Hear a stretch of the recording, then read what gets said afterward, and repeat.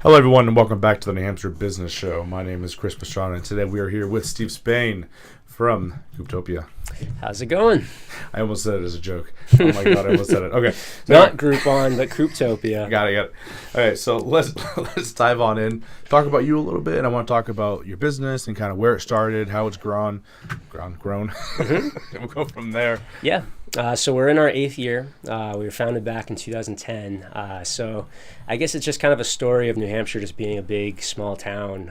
So one of our teachers, I don't know if you ever had Mr. Westfall. Yep. So his first year at Goffstown was my senior year. So we both kind of broke each other in a little bit. And we had a good relationship. I had a good high school experience. So I actually used to just go back to the high school after I graduated and see some of the teachers I liked. He was one of them. And he mentioned Groupon, what they were doing across the country, and said, hey, we might need some help with sales and marketing. We might have an opportunity where we can take this model and have it just make sense for locally owned businesses in New Hampshire. So he already had kind of a team forming, and they needed more help with getting this out and bringing on merchants and customers to get it to go and take off. So yeah, basically they founded March 2010. I came on July 2010, and I was the last original founder of the company. We basically, when I came on, we had kind of screenshots of what the website was going to look like. We had the name, and it was all we had a front end design of what the site was going to look like. Yeah. One of the original founders was technical, so he was writing all the back end code, because you can't really get a template of what our website is. We're basically married to the site because it's so customized. It's all written C#.net, very technical and customized for how we do it. So basically, our site's completely original. So we coded that all out in summer, and we launched October 2010. Was our first deal that was launched, which was XO and Elm, Nice. Downtown Manchester. So yeah, the business looks a lot different than it did in the past to what it is now. But yeah, basically that summer I was out there, Mr. Westfall and I had a screenshot of what our website was going to look like. I had this business model that no one had ever heard of, and I was basically just walking into businesses, introducing myself, introducing the concept, and we brought on, I believe it was 25 businesses before we launched. So we had a Nice. backlog of businesses. Yeah, a little bit coming there. up. So yeah, that was kind of how it kicked off. None of us came from this industry. I had a finance and marketing kind of background. Tim was a teacher. We had 2 who had an engineering background and 1 who had a software engineering background, and that was kind of the original team. So it's pretty cool to see. We're 8 years in. Most businesses fail after 5 years, so they say. We all privately financed it. We never took on any debt. We never gave away any equity in the company, so it's been privately held ever since. And now the company's actually it's really just me and the original founder are the only people who operate the company. It's just 2 of us right now. Oh, that's pretty good. Okay, so we had mentioned. Hold on, that's right. It's very different than when it started. Mm-hmm. When we talked about the company itself. So let's kind of break it down into where it's come to now, mm-hmm. and then kind of what you do. Sure. So we've had to kind of learn as we go, as it was a new model, a new business. So we had to, those first year or 2, we had to kind of learn how to really set up a successful promotion for the businesses, how it made the most sense for them, what kind of businesses it worked with, and then what kind of promotion really got customers excited to purchase a voucher on our site to go in and see that business. When we first started off, we were trying a lot of different types of promotions for different businesses. What we've really learned is there's really a core group of businesses it works for. It's really restaurants, it's family attractions, it's salon spas. It's really just things that people want to go out and do fun things here in the state.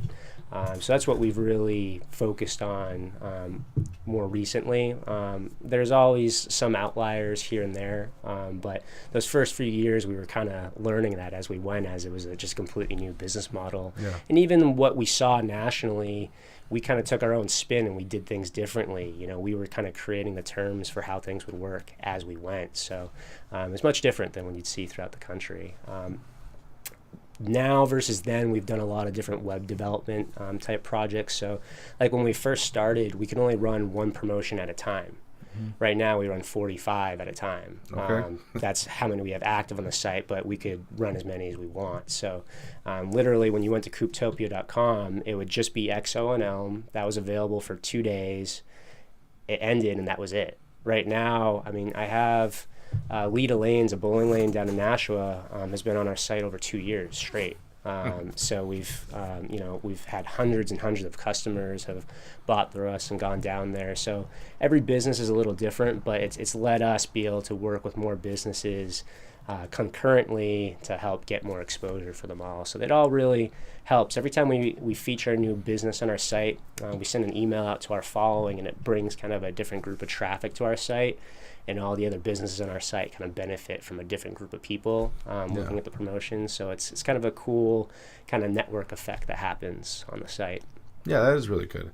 It's nice to be able to spread that love around to everyone on. And then when you have a loyal following, you know, whether they want the discounts or not, you know, you can help push business in different directions. Yeah, I mean, the whole mission of Couptopia is to basically promote locally owned businesses, to get people in the area to support local businesses instead of going to the bigger national chains. So we felt a discount could be a mechanism to be able to, you know, if you get a promotion that you can't get anyplace else, that's pretty exciting, and it's only available for a certain period. You know, for that business, they might be slower in a certain period of the year, so we run a promotion at that point to help get people in to kind of fill that gap for the business. It keeps them busy year round by, you know, they're filling their kind of off-peak time.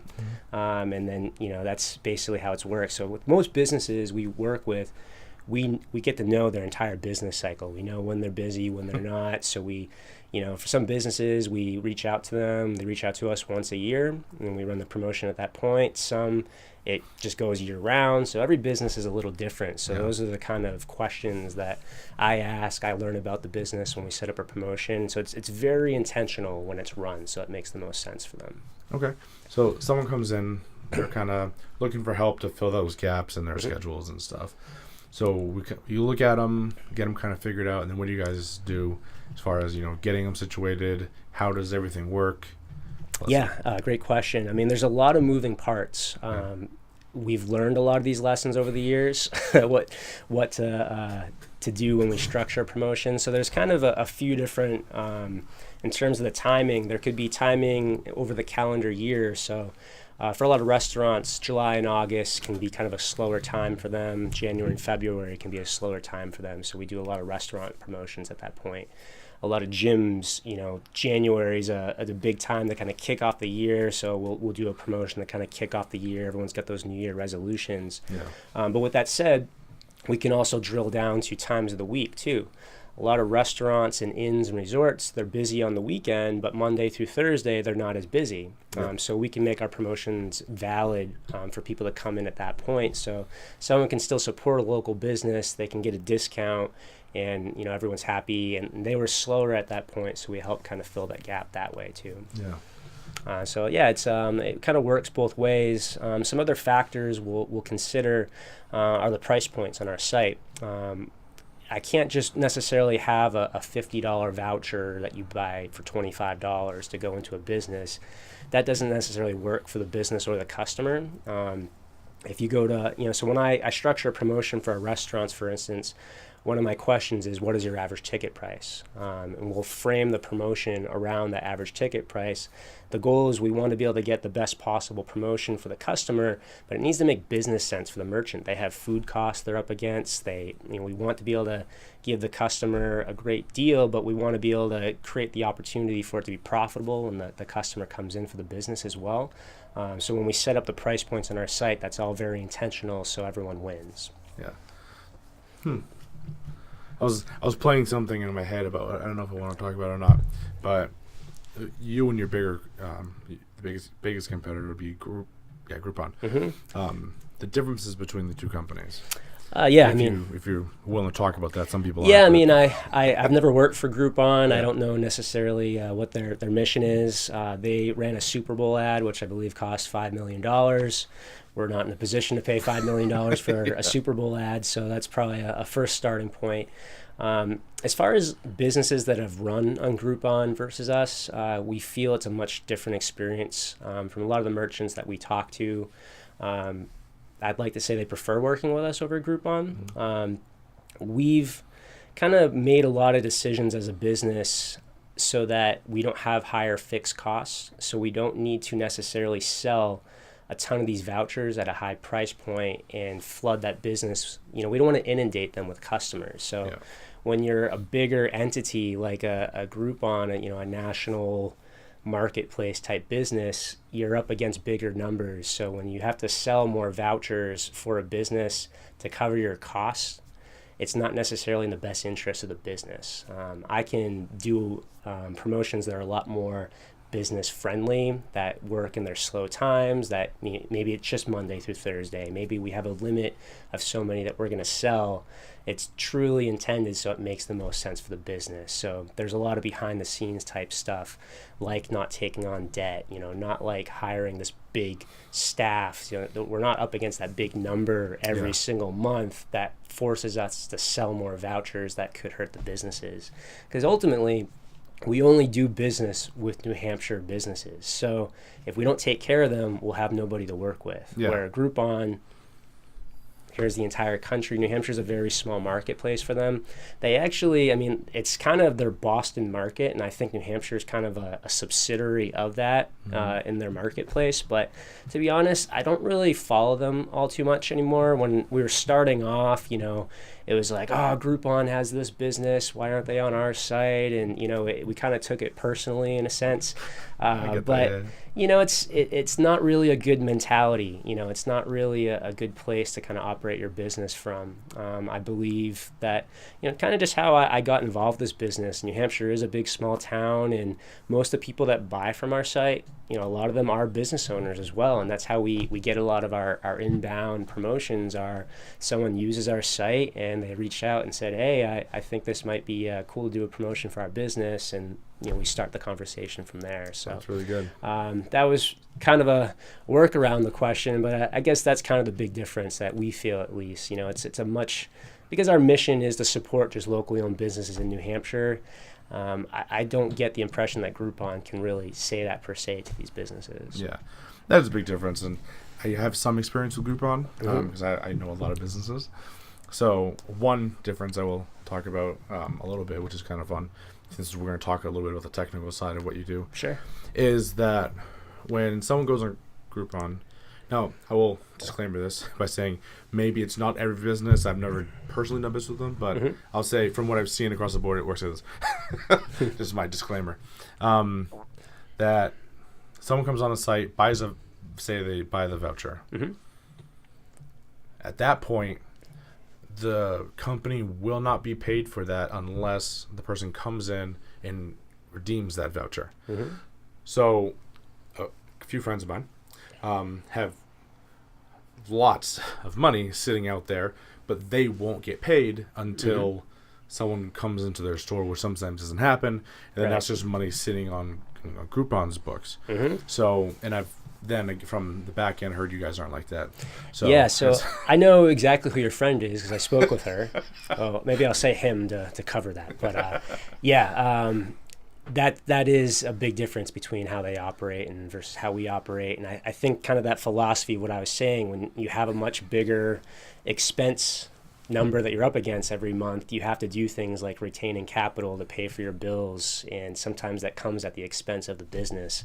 Our promotions, basically every 2 weeks, we send a direct deposit to all our merchants, regardless of if the customer came in or not. So it's kind of a perk for the businesses where when you look at just advertising in a nutshell, and this isn't exactly relevant to all different channels, but generally traditional advertising, you pay upfront money for exposure, impressions. So the business is taking the risk to pay for that exposure, and then the customers could come in. They might not, but that's kind of what the business is risking by paying the upfront money.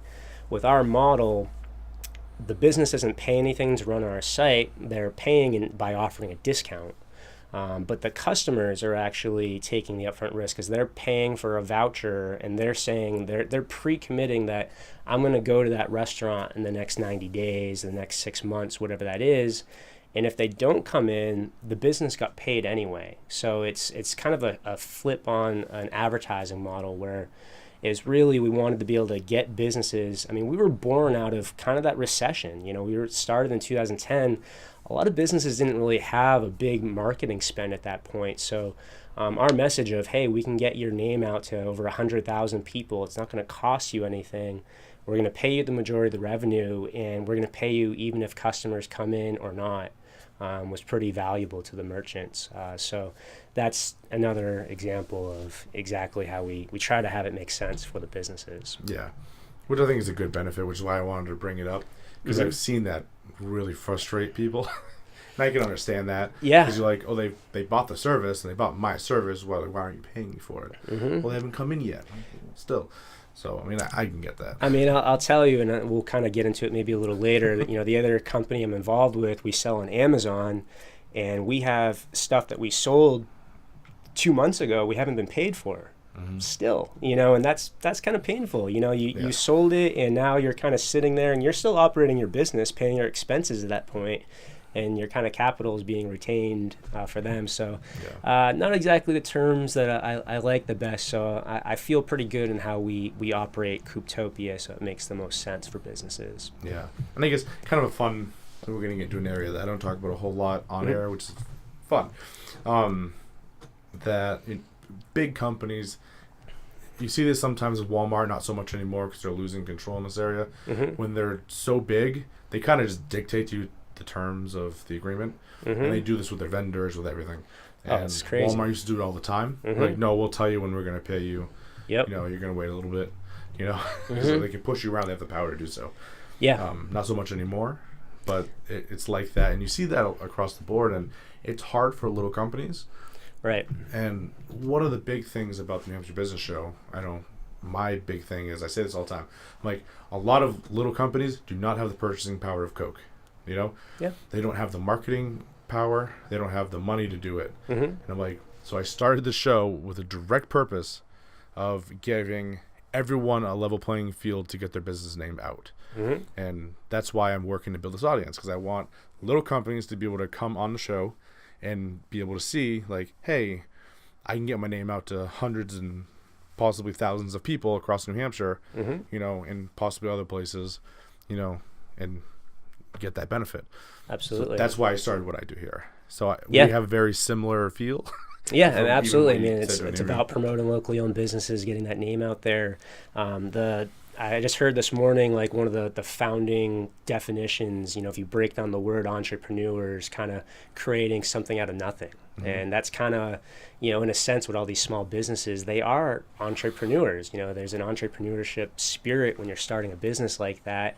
And if they don't have that purchasing power, that buying power, they really have to have this great value they create in the marketplace, this differentiating factor. Yeah. And I think that's what's so amazing about these small businesses in New Hampshire. Like, I'm a business nerd. I love just kind of going and checking out new businesses and how they do things and how they market themselves and what types of foods and products they have. I mean, it's fun. I love to travel to different parts of our state and even just different parts of the country where I don't know any of the businesses and just see how they do things. I think that's really, really cool. So my partner Mark and I, that, you know, we operate Couptopia with, that's what we do. We sit here and we just talk about businesses all day, and we just think of, like, how we can market them better, and we think and observe kind of what's going on out in the marketplace, and that's fun to us. So it's pretty cool to be able to run a business where, you know, it's a hobby. I would do it for free.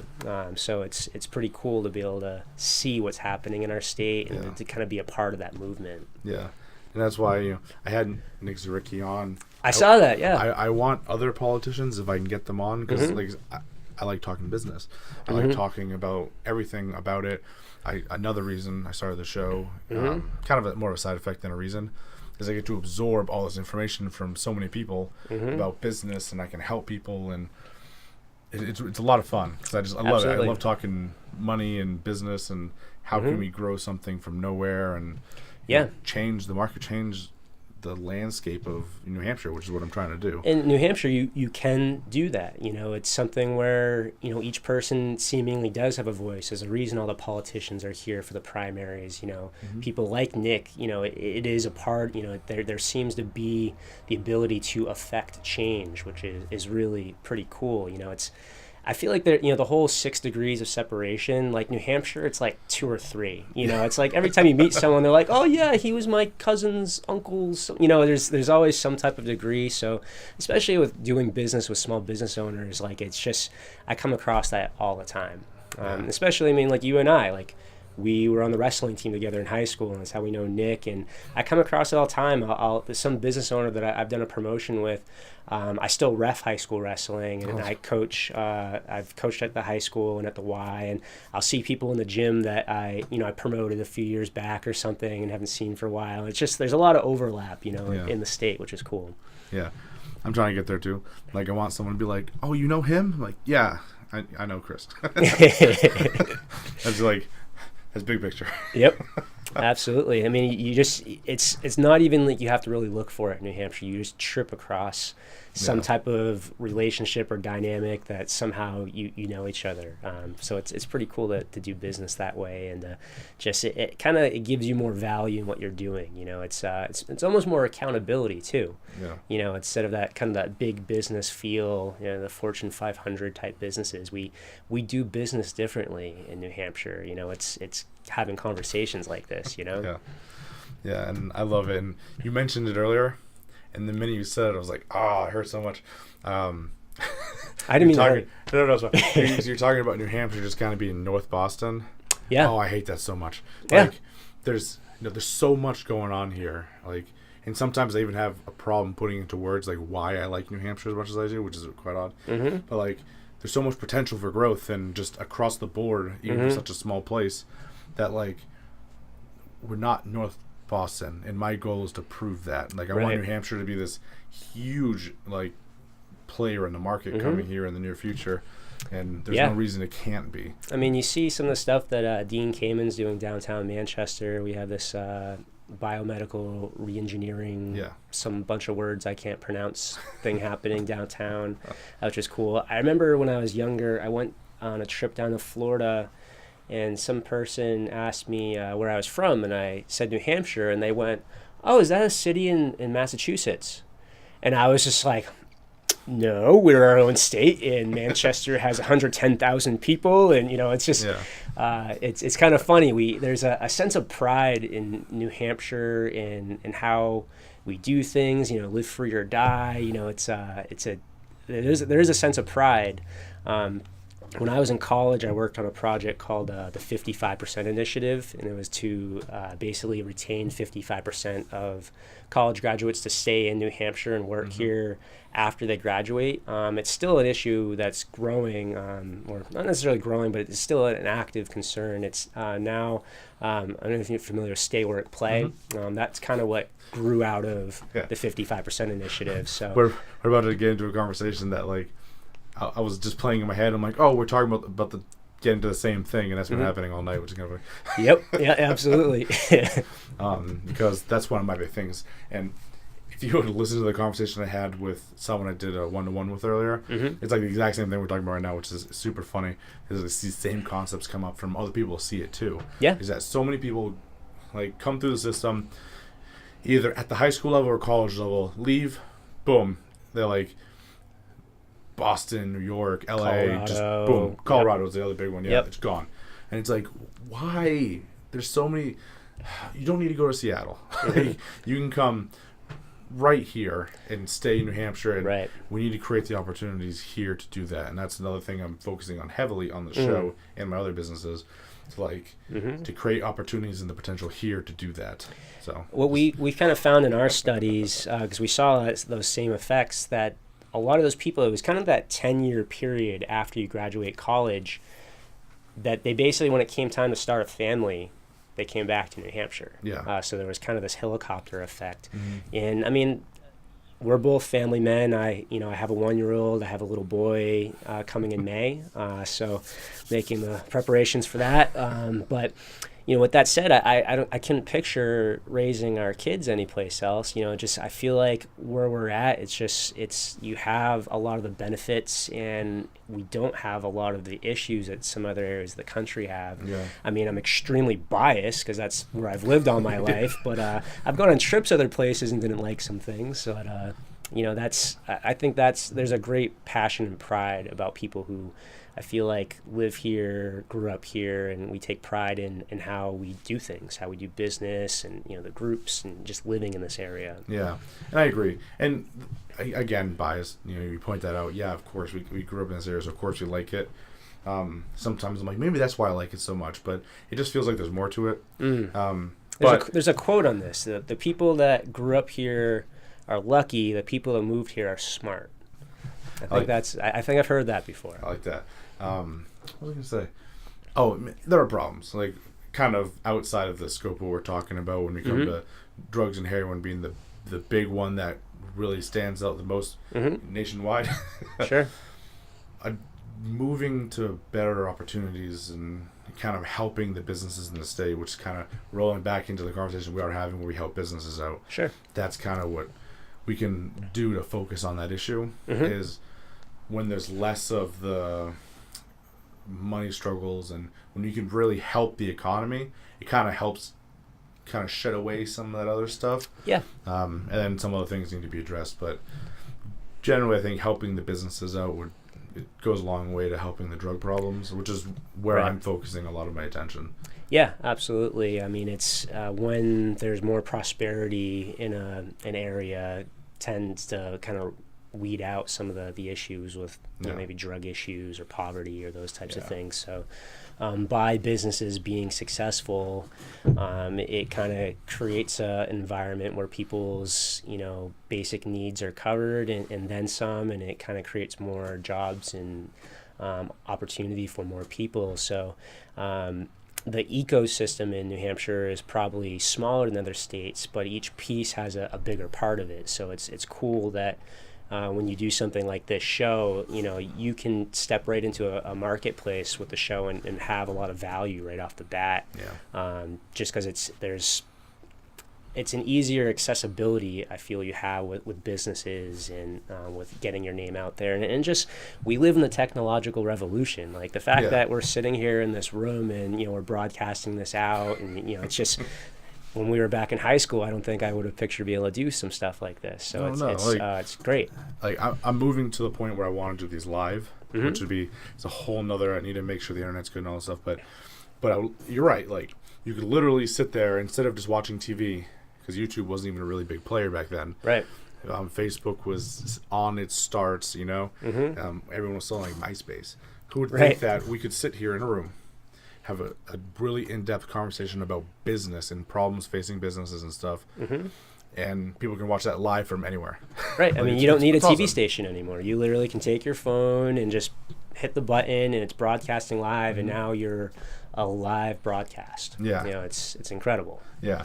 And with all the good that comes from that, there is some bad. This is a perfect segue into what we were going to talk about, which is I did that on purpose. I would like to take that. I would like to take that, credit. So let's talk briefly about the other product you kind of brought up. Oh, cool. So I also got involved with a company called SimpliProtected this past summer. Another kind of New Hampshire small business, 1 degree of separation kind of story. So Couptopia, we are designing an app. So that's kind of in beta phase. The guy designing our app coaches my partner Mark's daughter's soccer team, had SimpliProtected. So SimpliProtected is a wireless router that filters the internet for kids so they can't get into any bad content. Just like you're saying, with a beautiful segue, with all these beautiful, amazing things happening in the world, there's equal and opposite bad things that we can get into. And with the internet and the high-speed internet and smartphones and iPads, kids can kind of trip across this stuff unknowingly. And, the way they saw the world can be completely shifted in just one quick website view, which is a scary thing. Basically started the company because the original founder, my partner Aaron, his daughter kind of came across some type of site, was uncomfortable, and with his technical background, he basically created this way to basically sync a router with a back-end system that's constantly growing, adding, and expanding to block more bad websites and content that kids could get into. So our router is really intended for kids before they get a cell phone. So from whatever age they start kind of playing around with your phone. I know I had to add a lock key thing on my phone because my daughter's 1, and it's amazing how quickly they pick it up, flicking through pictures and everything, and she almost was calling 911 a couple times, so I put that the key in there, the fingerprint thing, but basically from that point until they're, for some parents it might be 10 years old, it might be 13 years old, whatever point that is, that if they're comfortable giving them a smartphone. But that was the idea. We wanted to basically create a router that basically what you do is you set that up in your house.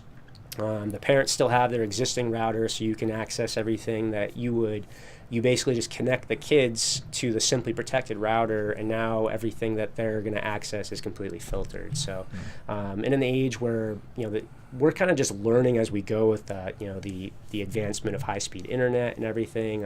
These last probably 15 years or so, it's really been around, but how that exactly, there's not really a tangibility there for it. Where if you're gone at work, if you're out commuting, whatever that might be, your kids could be getting into something that you don't see. When they go to bed at night, they might have an iPad with them, and they could be up for another hour or so when you're asleep in the other room, not unknowingly what they're doing. Yeah. So that's really what we created it for.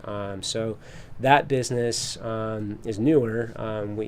It's been about a year and a half since it was started. We're still very much in the early startup phase. We sell it on Amazon. We have our own website, SimpliProtected.com. But it's pretty exciting to see how that's growing. We're basically adding in new features every day. We're updating our app to basically, if there's any website or content that you want to block, you can just add it in there. We're categorizing everything. So if you want to allow your kids to be able to go on to Facebook for a certain period, you could turn it on. And then when you want them not to be on Facebook anymore, you could just, from your app, hit the button off, and now they can't go on Facebook. Puts YouTube in the safe search mode. I know I have a nephew that it's amazing. He watches like toy reviews. Yeah. And he'll just sit there and he's watching all these videos, and it's incredible how easily they pick up and learn and navigate things like YouTube. And again, there's a lot of good stuff on YouTube, but there's a lot of stuff you don't necessarily want your kids getting into as well.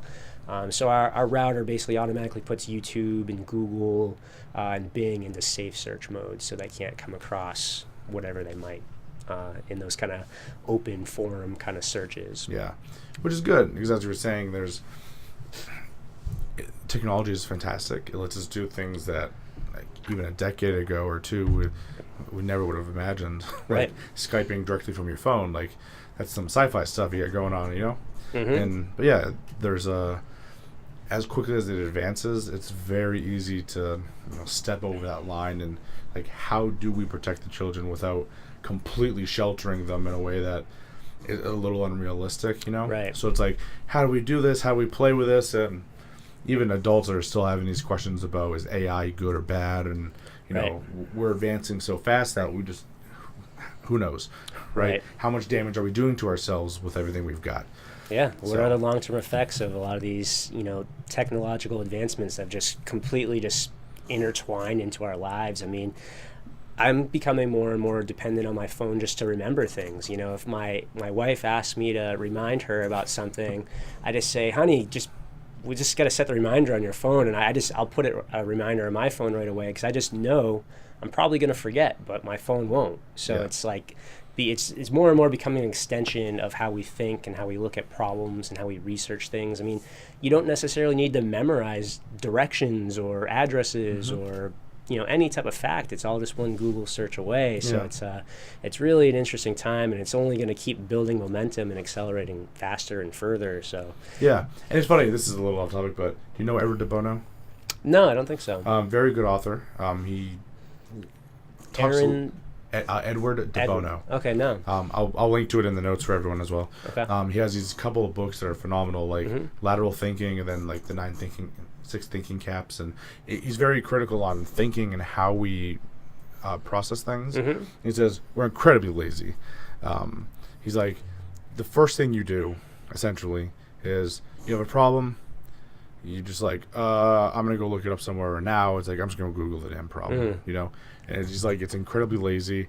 So instead of stopping and really thinking about issues, and we just go Google it and we take someone else's answer and here we go and we're done. So, I mean, there are benefits to doing it quickly, and there's also a lot of bad side effects that are you kind of see in society because we're not really breaking down problems and thinking about them on an intellectual level. So. It's a great book if you ever want to take it. I'm actually really interested in that. It reminds me, there was this pretty in-depth article. I forget who did it, but I believe the title was called "Is Google Making Us Dumber?" Yeah. And that was basically, it was like one concept I got from that research article was that our brain, it is a muscle, and you know there's when you sit there and you think like, what was the name of that teacher I had in high school?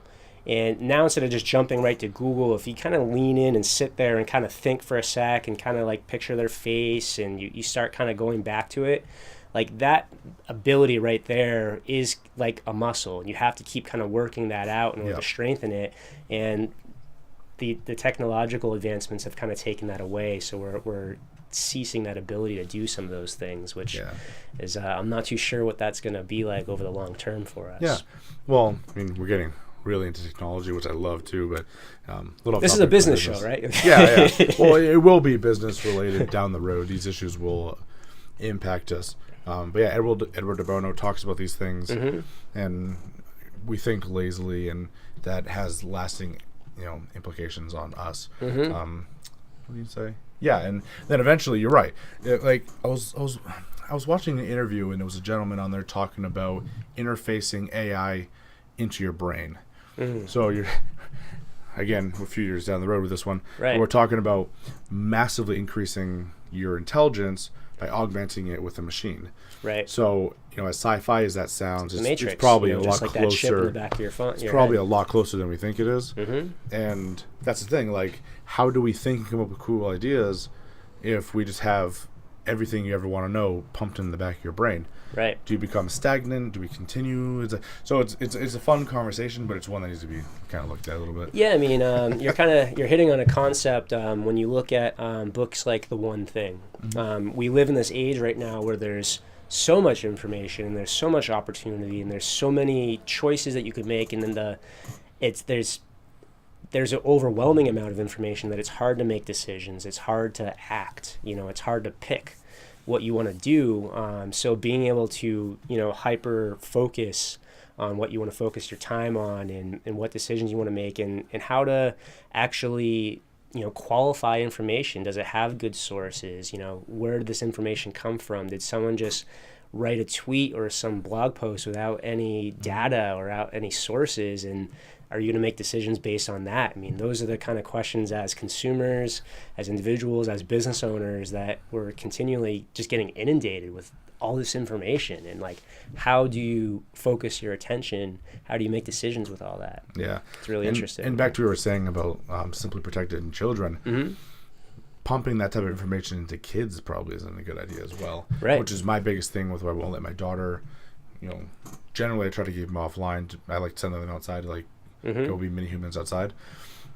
But I don't want them rolling around on Facebook because I know what my Facebook account looks like. And I don't want them being on there with all of the political discussions, all of the negativity just constantly pounding at them. I don't want that for them.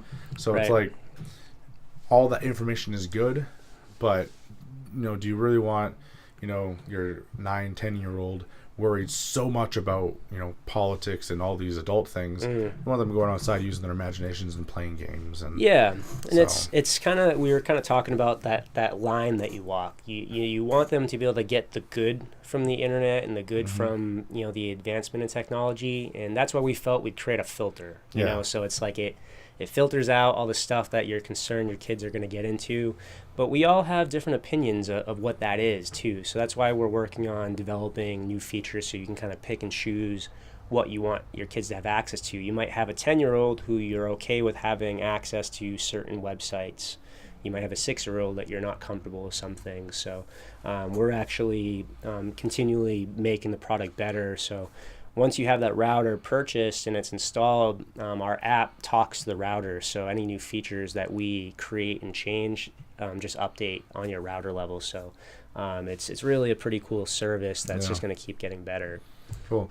This will be fun. So talking about Couptopia, you had mentioned earlier how one of the big differences between Couptopia and Groupon is that they'll just kind of as many people as they can, and kind of how that bogs down businesses. Yep. So this is funny because you got that kind of running with SimpliProtected, where it is a brand new company. Yep. Where if you say tomorrow it picks up and they're like, everyone in the country wants a SimpliProtected, system, could the company even support that much demand all of a sudden?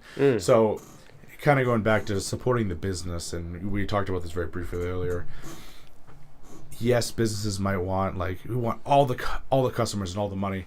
Can your systems really handle the sudden inflow of hundreds of thousands of people? Right. And that's a question that should be asked when you're marketing and promoting. Like, what are you looking for? Right. What are your goals? You know, I mean, do you have the support? Do you have the staff to be able to handle the potential support questions that could come up? What type of service do you want to offer the customers? So, yeah, it's kind of interesting. With Couptopia, it's very much a New Hampshire model. We're SimpliProtected. We're a New Hampshire company, but we're selling it nationally. It's interesting. I actually, to kind of hit on all of this, I had a conversation on Skype 2 weeks ago with a guy who owns a tech company in Kenya, which was crazy. I've never had any type of business conversation with anyone in Kenya, but he basically wanted to, he felt that our product would be very valuable in his marketplace. So that's something that we're kind of exploring right now. We sent him a prototype router with the UK adapter, so he should be getting that actually today. So we'll kind of see where that goes. But to kind of answer your question, right now we are kind of in the prototype phase. We started with a few hundred routers that we're getting out into the marketplace. We've had really good experience from all our customers. We haven't really had too much negative feedback. Anything we do get, we're constantly kind of changing and adapting with. And then from there, once, it's kind of like any business decision you make, you have to kind of prove the concept by, getting it out there and seeing what happens. So for us, if we were to get all those orders and everything, we would have to manufacture more routers. Yeah. We're still kind of in, it takes time. So that's something that we'll have to address. That would be a great problem to have. We'd certainly appreciate that. So go to SimpliProtected.com. But yeah, it's, that's something where, Amazon's been really the main place. We've been selling it. Amazon in itself is just, the way that they're changing business. It's incredible how you literally don't have to design a website. You don't really have to have any type of manufacturing background, product design. You could have your entire business be solely on Amazon, and a lot of people do that. So it's pretty cool how we've been able to benefit from that. But yeah, we're basically, that would be a great problem to have if we had all this crazy demand for it. We're going at a pace right now where it's giving us enough time to address anything that does come up. We can make changes as we go. And the feedback we are getting is letting us explore moving into potentially new product ideas to accompany the existing internet filter, which is pretty cool. So that could be a little bit down the road too. Awesome. Thank you so much for today. We're hitting that hour point. I'm like, wow, this has been holy cow. Yeah, this has been a pretty good conversation. A little off track in a little bit, but we'll always bring it back. Yep, bring it back. So how do people find you, reach out to you, learn more? Yeah, so Couptopia.com is our main site. That's Couptopia. We get a lot of variations of how people spell it sometimes. So the main way people get our promotions, they join our email list. We send out 6 emails a week, Monday through Saturday. Each day we feature a new deal for the new businesses. So most people see our deals that way. Facebook, Instagram, Twitter, we're on all that stuff. Same thing with Simply Protected. Simply is spelled with an I at the end, so it's SIMPLI protected.com. Same thing, we're on Facebook and Twitter. We're not on Instagram on that. I should probably do that. But Amazon or just our website's how you can see our stuff for Simply Protected. So we're out there. We're just looking to promote locally businesses for Couptopia and looking to help protect kids with Simply Protected. Okay, that's awesome. So thank you so much for joining me today, Steve. Thanks always for having me. That's awesome. Okay, so until next time, everyone, be good. Have a good weekend.